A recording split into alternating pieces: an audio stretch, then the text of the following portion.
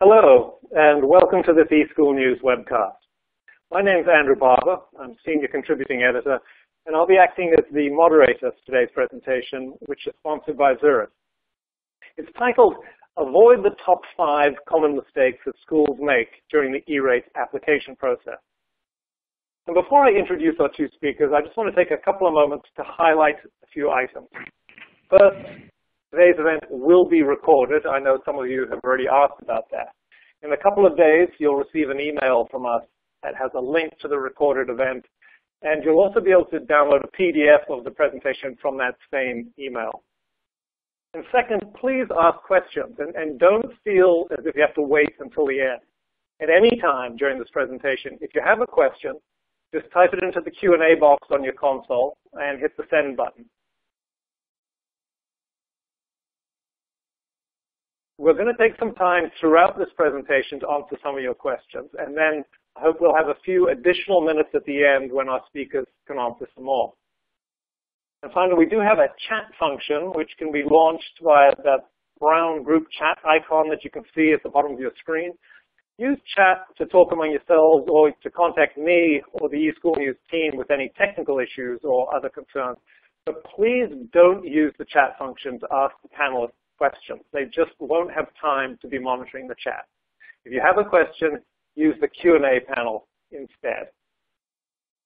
So without further ado, let's turn to today's speakers. Bruce Miller is Vice President of Product Marketing for Zurich. He has nearly 25 years of experience bringing LAN and WAN communication products to market in a variety of business development, marketing, and engineering roles. At Zurich, he's led product marketing, product management, customer support, training, web development, press relations, and technical marketing. And prior to joining Zurich, he worked at Ixia, Lucent, Cabletron, and NetVantage, covering technologies ranging from switching to storage, DSL, and cable. Our other speaker today is Brian Stevens. He's a Senior Technology and Regulatory Analyst at Funds for Learning, a professional firm that specializes in the federal E-rate funding program. He joined the group in 2003 and provides clients with detailed analysis and guidance in the areas of product and service eligibility, service substitutions, cost allocation methodologies, and regulatory compliance. He also conducts E-rate workshops and training seminars across the country. Now that you know something about who's behind the voices, let's get started. Welcome, Brian and Bruce. It's an honor to have you here today. Bruce, why don't you lead us off? Great. Thank you, Andrew. And welcome, everyone. Thank you for joining today. So we have a agenda here that will walk us through a little bit of a introduction to what's happening in technology around learning and how it's enabling new learning methods. And then we'll dive right into a discussion on E-rate with Brian, leading you through the things that you need to know to go through the E-rate process, what E-rate is, what the funding is available, eligibility, things like that. And we'll wrap that up with kind of a top 5 summary of the things to avoid when filing to maximize the chance of getting funding. We'll then go into a little bit about optimized solutions for E-rate on the wireless side and how you can get the best bang for the buck with your E-rate dollars, and a few next steps. And then, as Andrew mentioned along the way, we'll be doing Q&A at different points in time so we don't put it all at the end. So to start off with here, there's kind of a big picture view in terms of learning and how things have developed over the last numbers of years, and these pictures kind of indicate it. If I look back to 1900 or before, or any time over 100 years ago, 50 years ago, it was very much a student in front of a set of students in the room teaching one to many. Fast forward to the year 2000 or 2005, just in more recent times with computers, you may have different technology instead of textbooks or pure chalkboard. You might have more interaction with computers and other devices, but it's still very much a one-to-many type of approach. And even more recently, with smart boards and other types of electronic technologies, online services and many, many things can come into play from a learning perspective, but it still very much is that one-to-many type of approach. And this type of scenario does not make an equitable experience for folks. You have a room full of 30 or 40 students, and certainly some may be able to keep up or be ahead of the curve, and others fall behind. And that presents itself a challenge in terms of getting across the right experience for everyone. So the game changer ultimately for K-12 education is individualized learning that really is enabled by new technologies, presenting each student with their own device, giving them a customized learning experience, giving them a personalized learning experience that can vary and adapt to who they are and how they learn. And this is a huge difference that really for the first time in hundreds of years changes the landscape of learning. And this is very important. This is very revolutionary in the terms of the way that we teach our kids. And technology is very much an enabler for this by enabling the online content, by enabling the personalized learning experience. Now, related to this, and we're going to talk a bit more specifically about wireless in the context of today's discussion, but we believe and we see it as an enabler for K-12 today, and I think a lot of schools are looking at upgrading their infrastructure to support this. It's a very important element of the overall equation. Obviously, there's the full technology, suite from the internet connection all the way down to the device that the user has and everything in between. And all those things need to work together to ensure that the student can get online and get connected. The issue that we see in terms of supporting all these programs, personalized learning and flipped classrooms and one-to-one and BYOD, you've probably heard some of these terms, but the issues that we see in many cases are that the Wi-Fi itself oftentimes does not work. I mean, it has to work to enable these things to happen. Learning cannot happen if it takes 10 or 15 minutes for every student to get online at the beginning of class. And we have a number from the FCC that they estimate that 60% of all U.S. schools lack sufficient Wi-Fi to implement these new teaching tools. And that's a huge percentage. It's an unfortunate percentage. We see that day to day in our operations that a lot of these networks just don't scale. They just don't support the requirements for the new learning techniques. And that's where really the E-rate then comes in, is providing the funding and making that available to schools and libraries everywhere to implement these technologies and get their schools up to speed on what is capable and what's possible. So with that, I'm going to pass this over to Brian Stevens from Funds for Learning, and he's going to walk you through the E-rate process and how you can obtain that kind of funding for your school or library. Brian?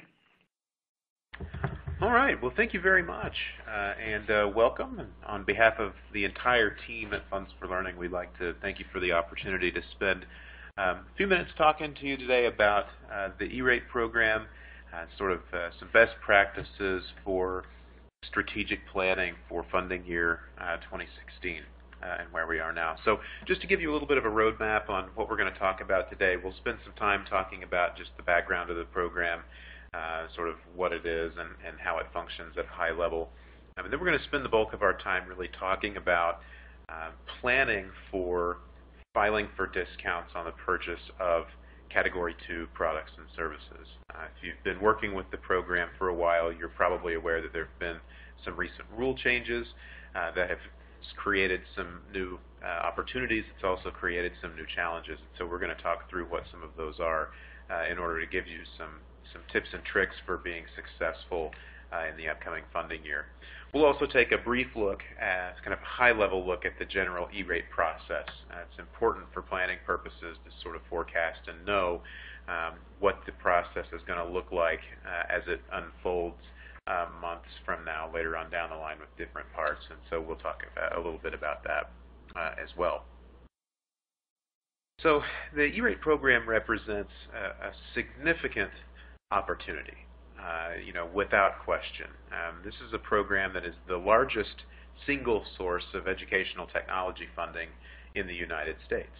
Now, at a minimum, the program is funded with $3.9 billion per year. Now, that was recently increased by the FCC. It started out at about $2.25 billion, and now we're up to 3.9 as the minimum annual funding cap. What can happen on top of that is that you may have funds from prior years which are rolled forward for redistribution. So in any given year, there may be some unused funds from another year that are available for redistribution in the current year, and it just makes that $3.9 billion go up. Now, what we know about the upcoming funding year is that there's a potential availability of about $1 billion of rollover funds that could potentially be utilized. And so we very well could see a year of the program where we would have close to $5 billion worth of funding available just for products and services in funding year 2016. Very significant opportunity. The E-rate program really enables schools and libraries to extend their technology purchasing power. You're getting a discount on eligible products and services. The savings that you realize on those purchases then enable you to go out and reinvest in other technology initiatives that may not be eligible for funding. So it's obviously a tremendous opportunity. Now, if you're familiar with the program, you know that it also comes with some challenges. It's a bureaucratic program, so there are rules and regulations, there are forms that need to be filled out, and deadlines that need to be made, and then all of the process needs to be documented in order to prove that you're compliant with the rules and regulations. So, a successful applicant is one who sits down and does a strategic plan to really understand what the rules are and how they intend to comply with them moving forward. So just to kind of give you a basic understanding of the E-rate program, the program is really designed to provide discounts on connectivity and infrastructure. So the program, its focus is broadband data connectivity. They want to fund high-speed connections to the internet for schools and libraries, as well as high-speed connections between school and library buildings in the form of wide area networks. In addition to that, they also want to provide discounts on the purchase of network electronics, hardware and software, that enable effective use of those connectivity services. So they've divided it up into two categories, Category 1 and Category 2. Category 1 services are connectivity services to the outside world, like internet bandwidth, or connectivity services between school buildings, like a wide area network that connects the elementary schools and high schools and middle schools all together within a particular school system. They also provide discounts on telephone service, at least to a certain extent, for the next couple of years. So that's our Category 1 service, and that really gets connectivity to the front door of a particular school or library building. Where Category 2 comes in is picking up that service from the front door and getting it through the building out to the individual classrooms and end users who are utilizing those connectivity services. So for Category 2, it's really the bulk of our local area network infrastructure, data networking, switches, routers, wireless. We're going to talk a lot more about what types of products and services qualify for Category 2 discounts later on in the presentation. Now, I mentioned that this is a program that provides discounts, and that's very important to keep in mind. The structure of the program is set up so that as a school or library, you are making a purchase of eligible products and services, and whenever you make that purchase, you are entitled to a discount on it. So it's structured a little bit differently than what we would see with things like grants or bonds or some other types of funding sources, in that there may be a lump sum of funds that you're able just to sort of spend. This is really set up to be a discount program from start to finish. So you determine what you're going to need, and you put a competitive bid out to get bids on that. And then once you contract for those purchases and actually start purchasing and receiving services, then you get a discount on that. So the question is, how much of a discount do you receive?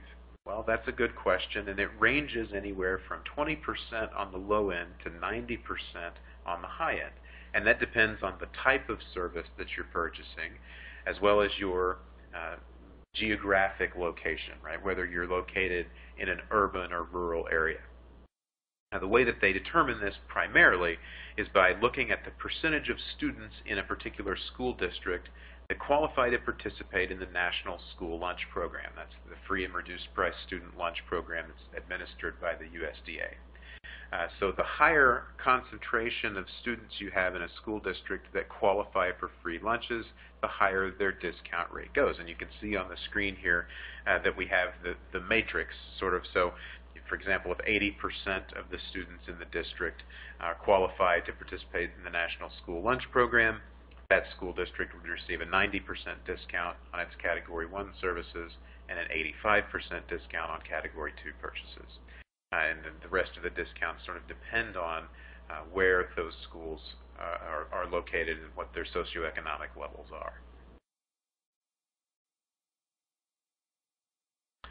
Okay, so we talked about the fact that the program is really providing discounts on connectivity and infrastructure. And what we're going to spend some time talking about today is really taking a more detailed look at Category 2 purchases, what types of software and hardware components and services qualify for E-rate discounts.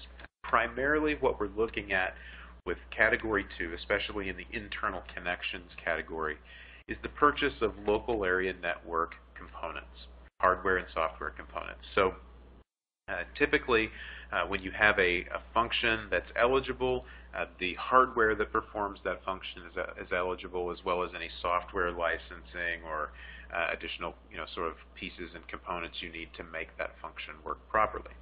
So certainly they pay for switching and routing. Those are basic functions that are eligible in the program. Cabling is included in there as well. So structured cabling projects, getting new buildings wired up or getting existing buildings retrofit with up-to-date network cabling infrastructure is eligible. And then one of the most significant areas of Category 2 that we see, and a big growth area, is certainly wireless networking equipment. So they pay for the purchase of wireless access points and wireless controllers, and again, all the software licensing and things that you need to make a wireless system function properly. The program also provides discounts on the purchase of caching and WAN optimization solutions. That's new for this year. But if you have a constrained internet connection and you need to do some caching on the local network in order to make more effective use of the bandwidth that you have, certain types of caching solutions are eligible as well. Now, in addition to all of this hardware and software that qualifies, all of the kind of ancillary components that you need to effectively utilize them are eligible as well. So the shipping fees, taxes and surcharges and things that appear on bills, as well as installation and configuration charges to get it installed and up and running and configured properly, are all eligible for discounts, assuming that the equipment itself qualifies for funds. Now, in addition to schools and libraries purchasing hardware and software components with E-rate discounts, another option that you have is to look into what they call managed internal broadband services. So it may be that instead of you going out and buying a complete wireless system with all the access points and controllers and things, you may be looking at a managed Wi-Fi solution where a third-party solutions provider would come in and install all the equipment that's necessary and sort of charge you a recurring fee to operate and manage the wireless network. The administrators refer to this as managed Wi-Fi or similar services. These do qualify for discounts as well. So if that is an option that you're interested in, generally speaking, as long as the functionality provided by the service is eligible, something like a managed Wi-Fi network or a managed wired network, those recurring charges can qualify for E-rate discounts. So you may have some types of solutions where the vendor provides the equipment as a part of the managed solution, or you may own some equipment right now but want to contract with a third party for sort of the management and operation of the network. And either scenario will qualify for discounts in Category 2 in funding year 2016.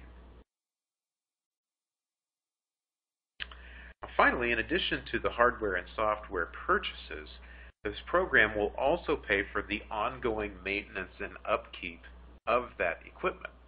So things like basic technical support and troubleshooting and how to operate eligible components, your software updates, so bug fixes and security patches and minor updates and all those little sorts of things that you need to keep things safe and up and running. Adds, moves, and changes, skilled labor for configuration changes and troubleshooting and those types of things. Generally, all qualify for support as long as the piece of equipment that's covered is an eligible piece of equipment. So you can receive sort of ongoing maintenance support on that as well. Now, the notable exclusion to this is warranty services. They don't pay for extended or upgraded warranty service. So the default warranty that comes with the product when you buy it is typically okay. But then if there's an offer for an extended or upgraded warranty that's sold separately and at a distinct cost, then those typically are not considered eligible.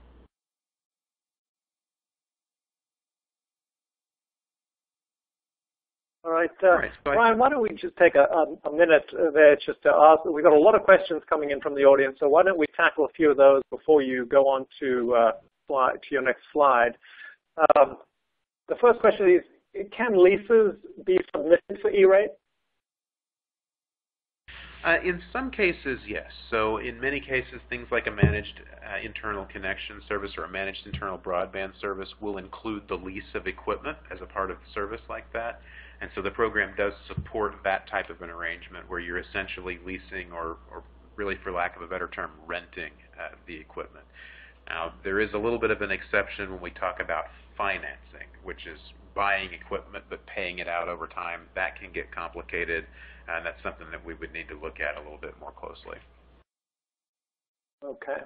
And maybe time for a couple more. We have someone in the audience who says, can a district office that oversees 20 plus individual parochial schools be an applicant for E-rate funding? Yes, absolutely. And how exactly the application would be structured will depend a little bit on the exact nature of your organization, but there definitely is an option for that. So it could be that you file as a school district if that's how you're recognized. It could also be that you may file as a consortium where the individual schools are members of that consortium. So there may be different ways that you have to structure the application, but in general, absolutely, you can submit an E-rate application to cover and sort of collectively purchase services on behalf of a number of schools. Okay. All right. Well, I'll give you one more question, but before I tell you that, ask you that one, is let me just tell everyone in the audience that we're going to get to as many questions as we possibly can during this presentation. If by chance we don't get to answer all the questions, someone from Xeris will follow up with you after the presentation in the next few days. So if we don't get to your question, don't fret. We will get an answer to you. So anyway, let me give you, Brian, one last question before you move on with your presentation. It's from someone who says they have a 4-year contract with an ISP to provide their bandwidth. If they want to increase the bandwidth, do they need to put in another 470, or can they do it within the 471? That's an excellent question. And what it really depends on is how your original Form 470 and to a certain extent your existing contract are structured. The rule says that the Form 470 that you file, the scope of services that you describe on that Form 470 need to be reflective of the eventual application, the services that are on the applications that you submit. So in some cases, we see a Form 470 where it's very specific. It says we want bids on a 100 megabyte connection to the internet, and that's it. It doesn't allow for any sort of minimum, maximum, or any kind of flexibility in that. Now, something like that, if we wanted to take and move to a 200 meg connection, that's twice as much, and you could very easily say, look, the 470 really doesn't cover that. And in that case, it's probably best to consider filing a new 470 with an updated scope. But in some cases, the Form 470 may actually specify a range. It may say, we want bids on service from 100 megabytes to 500 megabytes in 100 meg increments or something along those lines. So, if the original procurement was structured in such a way where you were letting potential bidders know that you were interested in potential increases down the road, then a lot of cases those 470s are still valid for increased levels of service for subsequent funding years, as long as they still go back and tie into that original scope. Okay, so we'll go ahead and move on here. We've talked a little bit about the types of products and services that qualify for Category 2.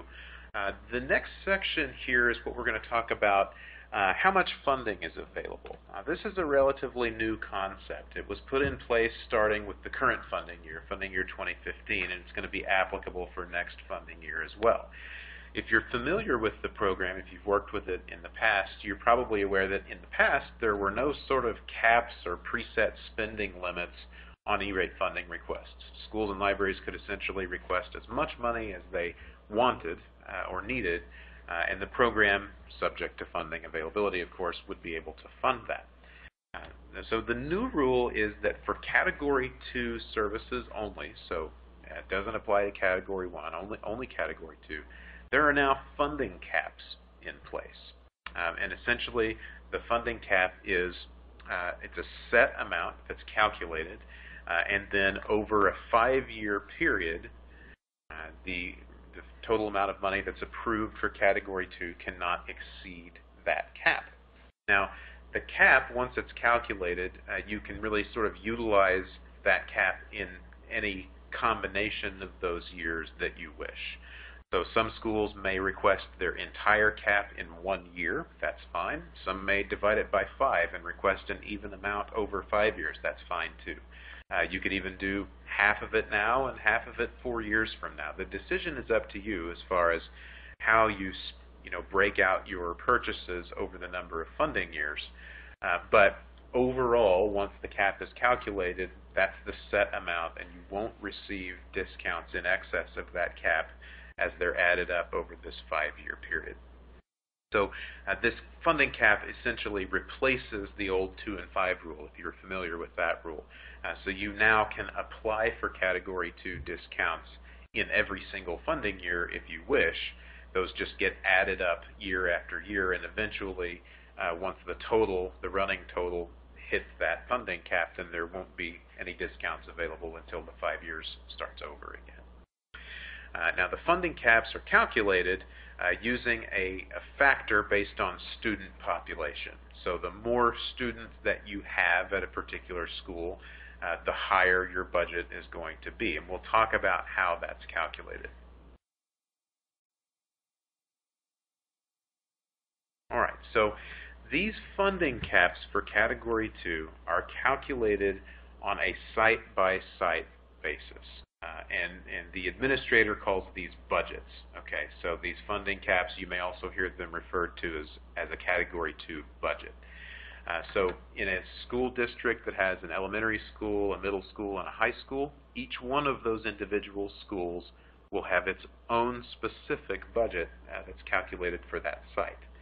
And the budgets are not shared among sites. So unfortunately, if we don't need equipment at the elementary school right now, but we need more equipment at the high school than what our budget allows for, unfortunately you can't shift the budgets around and use some of the elementary school's budget at the high school. They're implemented and enforced on a site-by-site basis.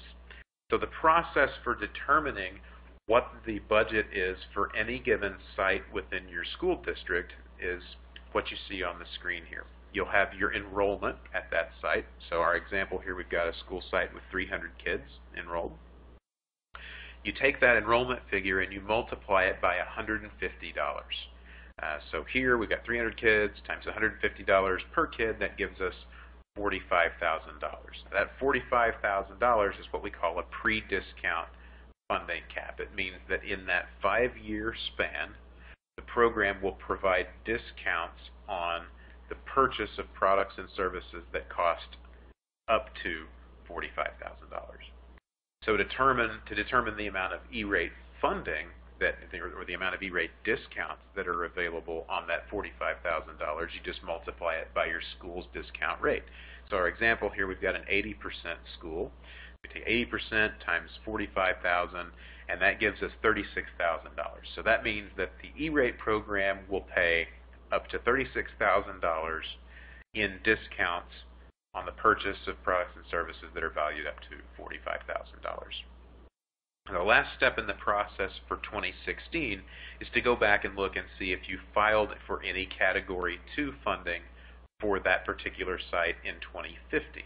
And if you did, and you plan on utilizing that funding, then you'd obviously subtract the amount of funding that's already been approved or is pending approval to determine what remains in the budget for 2016 and forward.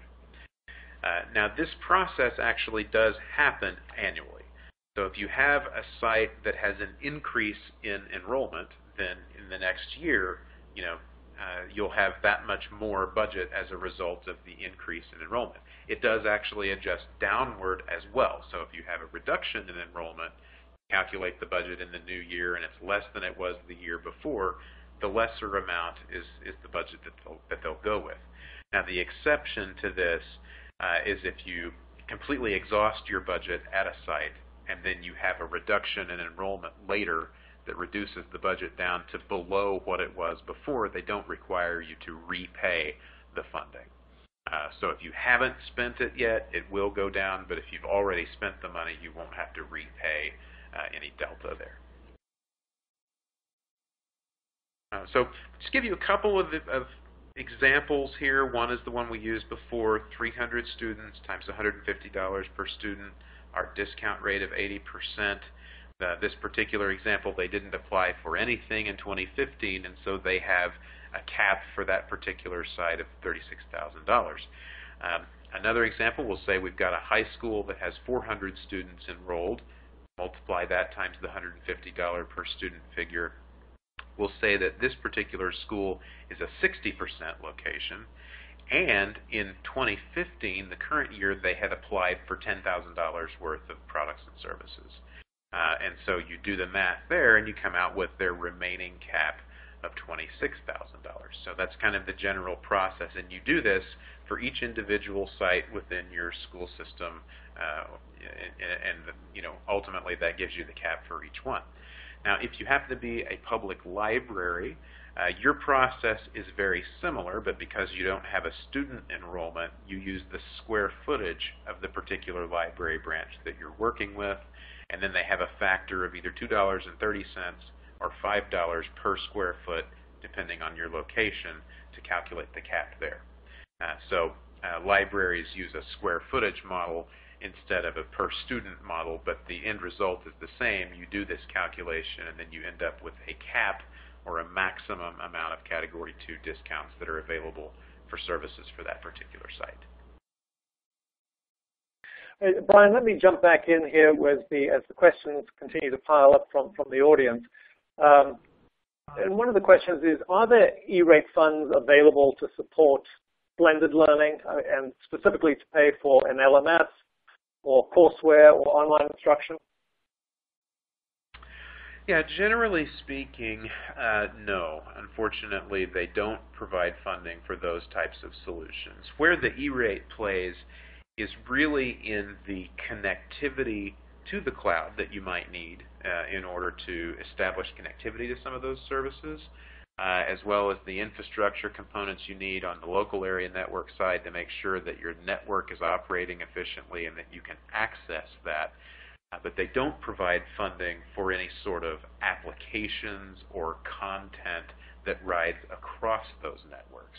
It's just kind of the line in the sand that they've drawn. They say, we're more of an infrastructure program. We'll make sure you've got fast, reliable pipes to access all this stuff, but then it's your responsibility to pay for the content and curriculum and things that are traversing those networks. All right, and I'll ask you one more question and then let you get back to your presentation, just so we can keep an eye on the time. Someone from a private school wants to know, they don't offer free or reduced lunch at the school. How did they determine the number of students that are eligible, and where would they go to find out that information? That's an excellent question. There are a number of different ways that you can perform a discount calculation if you don't participate in the National School Lunch Program. They're called alternative discount mechanisms.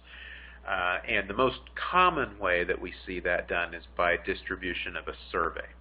So you send out a survey to your student body and get the results back, and there's certain content requirements for the survey. Primarily you're asking about income levels and socioeconomic factors. So you send out the survey, you get the results back, and then you can tabulate those results and come up with what is equivalent to a number of students that are eligible for NSLP. So they do allow that. There's a couple of other sort of less commonly used alternative discount calculation methods as well.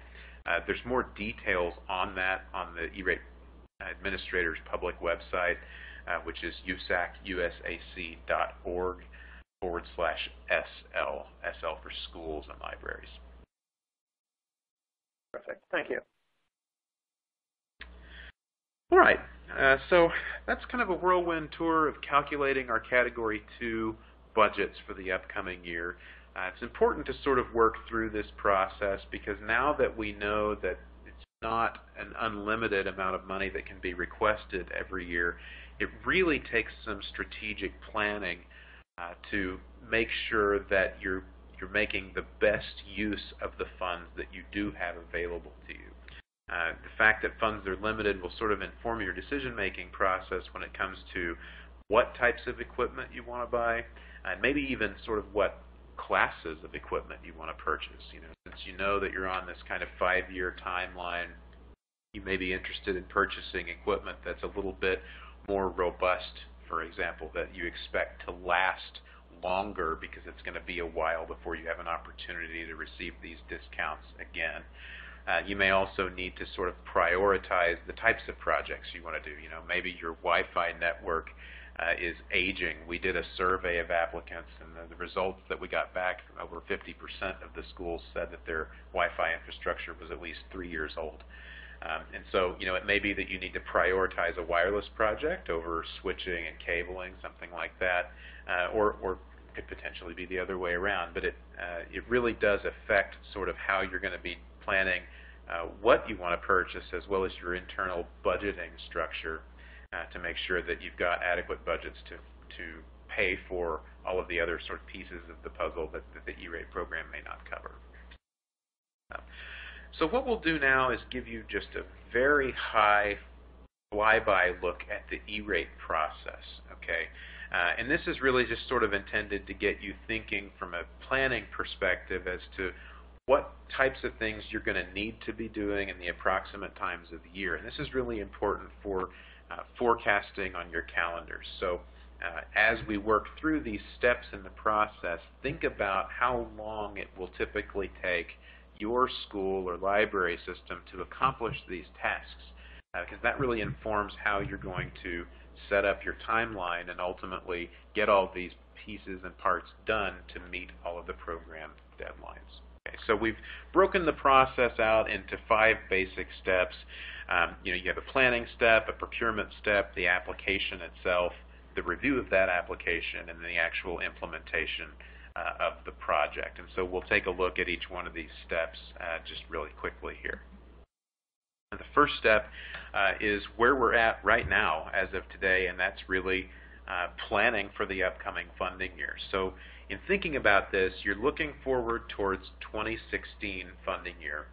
So really you're looking at July 1st, 2016 to June 30th, 2017. That's the approximate time frame that you want to shoot for. So you're determining your technology needs, or sort of projecting your technology needs really for that time period.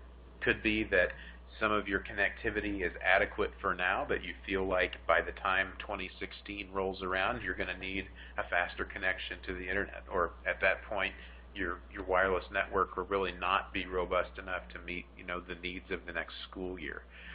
So be thinking towards that time frame right now when you're planning what types of things and what types of projects you want to do. It's also a good idea at this point just to take note that you're required to comply with the Children's Internet Protection Act, or CIPA. There's some content filtering and some things that are required from that. Most schools that have been participating in the program are familiar with that requirement, but it's important to have make sure that you're taking the steps to be compliant with that here in your planning phases. So otherwise, just be thinking about what your technology needs are, as well as starting to kind of estimate what you think your discount rate might be for the upcoming funding year. go back through that process to start calculating your funding caps. Even if you don't have exact enrollment numbers right now, you can kind of get a ballpark figure based on last year's enrollment or your initial counts from this year to sort of be thinking towards how much money you're going to have available for Category 2, and then kind of develop your strategic plan for moving forward with the rest of the application process. Now the next step, and the part where the first real E-rate form is going to come in, is in this procurement process.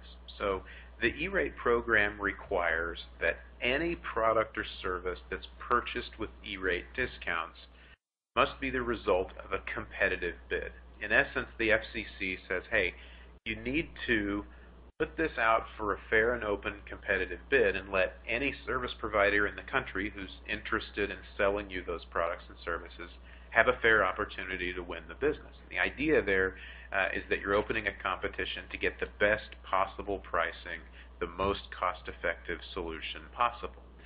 So you do that via a form called the FCC Form 470. And you file that Form 470. It's kind of a wish list for E-rate purposes. It just describes what it is you're looking to purchase. I need a 500 megabyte connection to the internet this year, and I also need some new switches and all new access points and controllers. And you put that out there for bid, sort of describing the types of products and quantities that you're looking for. And then it's an open invitation to bid, and service providers will submit responses and bids to you. That period goes for 28 days at a minimum. And after that 28 days is up, then you review all of the bids that you've received and you score them. And there's some FCC rules that govern how you score the various bids that you receive. That in general, they must be scored based on cost effectiveness. Cost of the eligible services is the highest weighted factor whenever you're picking through the bids. Eventually, you weight them all, score them, you award the contract to the highest bidder or the winning bidder, and then you can move forward with the rest of the process from there. So just be aware that this competitive bidding process is a requirement. It takes a minimum of 28 days, but certainly may take your school or library much longer to do that by the time you put the specifications together, prepare the forms, then do the 28 days, and then on the back end work through the process of reviewing the bids that you get, signing a contract and negotiating contracts with vendors, getting school board approval. All of those types of things will need to happen in this step. Now, once that procurement process is complete and you have your signed contracts with vendors that you've chosen, then you submit the actual application for funding. So that's the FCC Form 471. And in essence, what the Form 471 does is it says, okay, I have done a competitive bid for this new wireless network, and I've selected vendor A. That's who I'm going to purchase the products and services from. I know that it's going to cost me $100,000, and so I'm applying for a discount on that $100,000 worth of equipment. The Form 471 gives your enrollment and an SLP data, details about the contract with your service provider and how much money it's going to cost and how much money you're requesting in discounts and so on. Now, the Form 471 application is submitted in a specific period of time every year, and the opening and closing dates vary from year to year. It's generally from January to March, but it's opened as early as December in some cases and closed in April in some cases, so it kind of varies a little bit. We don't have the exact dates for 2016 yet. They haven't been announced. The only thing we know for sure is that they're authorized to open it as early November, about the second week of November. But we don't know for sure if it will open that early. We just know that they've been authorized to open it that early if they decide to. Most schools, I think, are probably going to be targeting, obviously the earlier the better, but if you can try to target January or February to get this application done, that's typically a good target to try to shoot for. So you think about getting that application in before the deadline, and then work your way back with respect to timelines.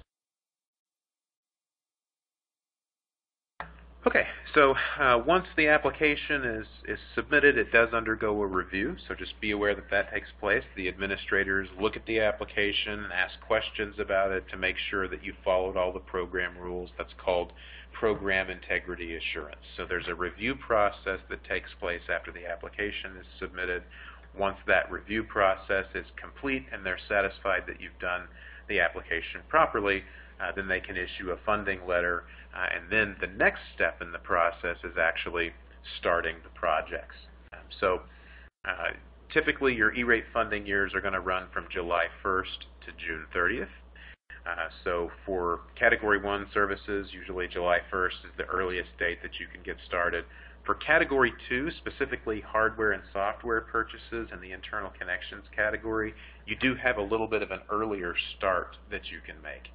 The FCC realized that a lot of schools may want to get started on some of these projects in the summertime while school's not in session, so that everything can be up and running in order to hit the ground running with school starting in the fall. And so they've allowed now these non-recurring Category 2 purchases to start as early as April 1st. So for planning purposes, you can think towards that.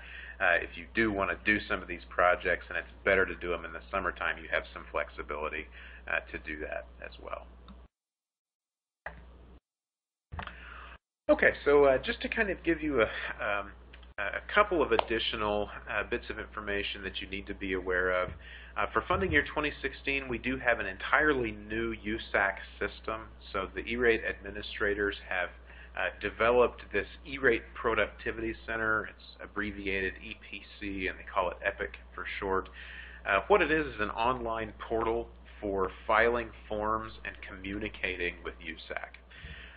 And you know, there's this is poised, or at least positioned, to become sort of the one-stop shop for all E-rate forms and activity. They're kind of working their way up to that. But the first major thing that they have done is put the Form 470 in EPIC. Now, for funding year 2016, preparing and posting a Form 470 in EPIC is the only way you can do that.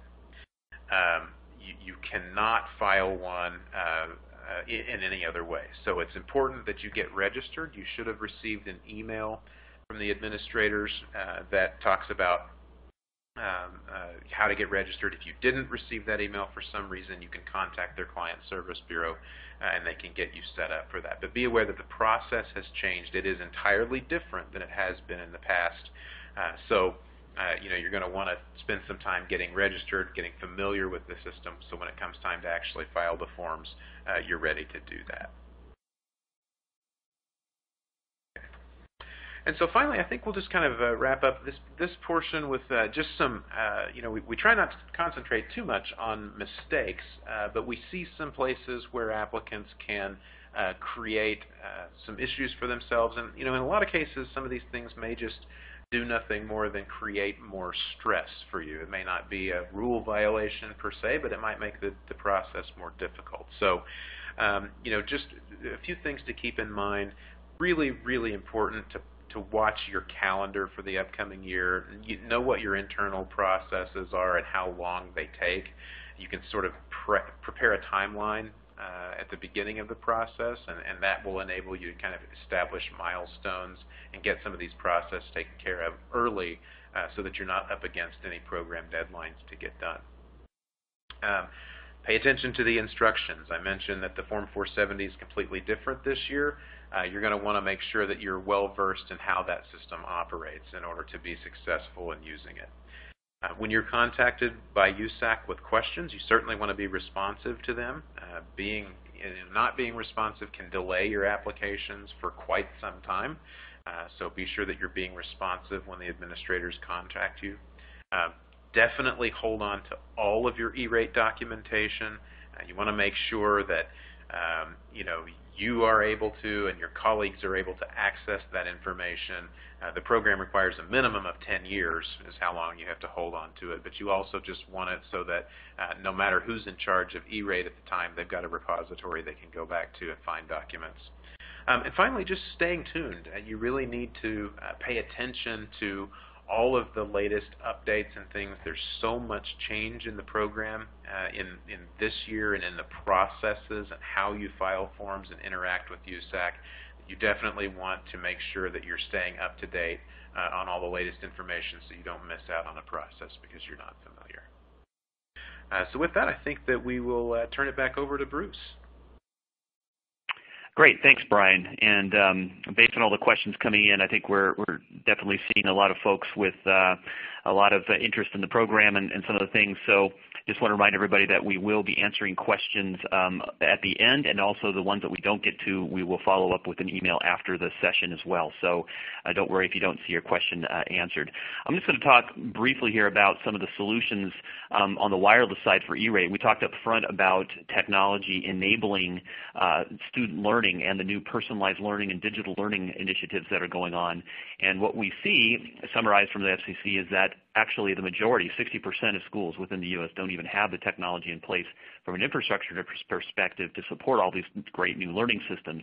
So what we talk about here, what we focus on as a company, is on the wireless side, getting that infrastructure in place so you can get one-to-one tablets and computers and BYOD and supporting these initiatives in the schools.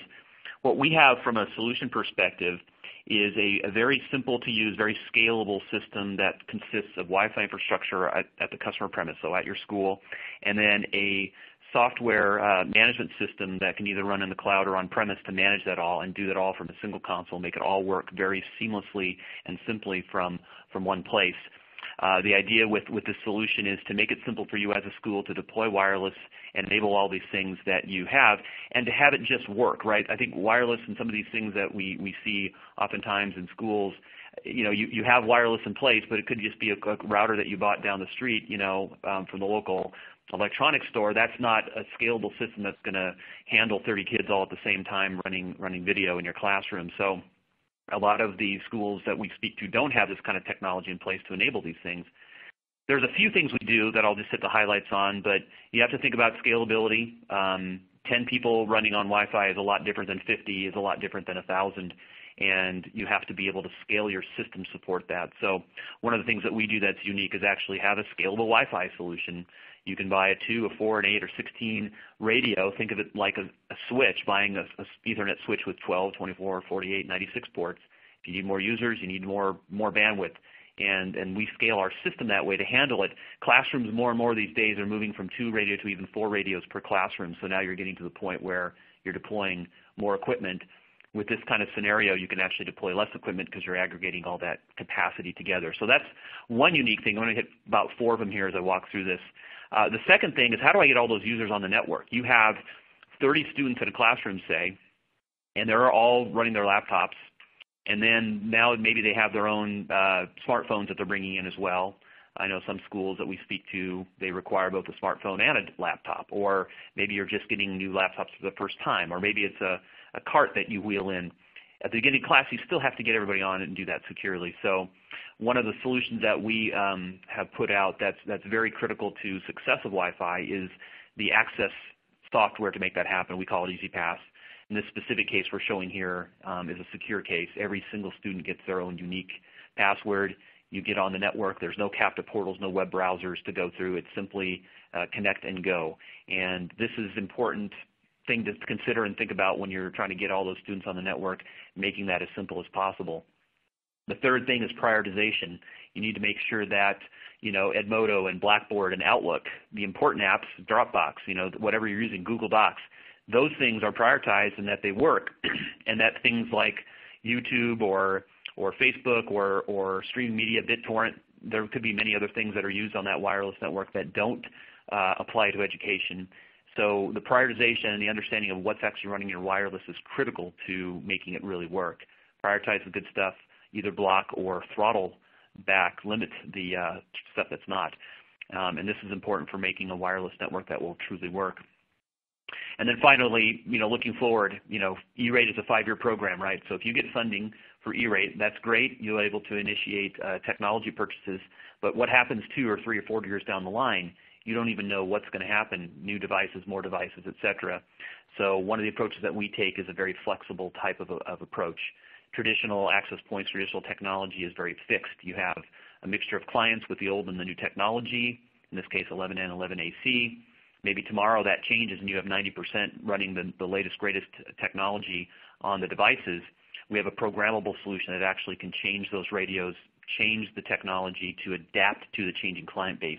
So that's a way to look down the road for the 5-year time frame of E-rate and ensure that your technology is able to keep up to speed, because you're not going to be able to get new funding for that 5-year period if you've already used $150 per student. So bottom line, for Wi-Fi that just works, it has to work, it has to be reliable, and I think that application intelligence is very critical to making that happen. You want to be able to adapt and look down the road to changing technologies, and then in the end, you want something that's providing value to you, bang for the buck.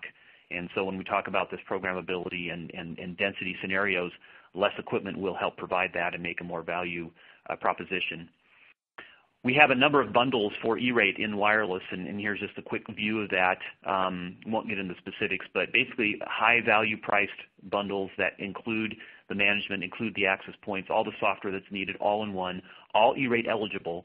So a simple purchase of one item covers all the things that are needed, and then it's just a matter of counting up the total numbers of these devices that are needed in the deployment. So we have those available to you.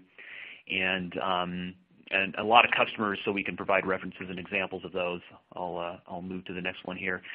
Some of the questions that came up referred to some of the processes and some of the things needed for E-rate, like eligibility and calculating funded eligibility. If you go to our E-rate website at E-rate.xerox.com, there's a step-by-step for 1 through 7, everything you need to do, all the links for the E-rate forms and everything like that, as well as a calculator where you can put in your NLSP percentage, you can put in your student enrollment number, and it'll tell you how much you're eligible for. So we try to make the process easy, working in tandem with the USAC site to provide all the resources that are needed for this process. So contact us at E-rate.xerox.com and we can help you. Again, we're going to answer all your questions following the webinar directly as well. Okay, so I'm going to pass it back over to Andrew, and we'll take some more questions. Terrific. Well, thank you so much, Bruce. We just have a little over 3 minutes, so I'm going to dive straight into some questions, see how many we can get done before the end of the hour.